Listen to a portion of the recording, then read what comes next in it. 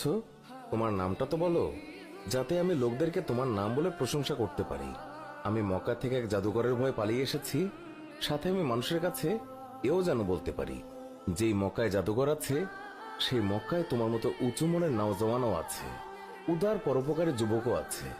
আমি তাদের কাছে তোমার নাম বলে বলে প্রশংসা করব।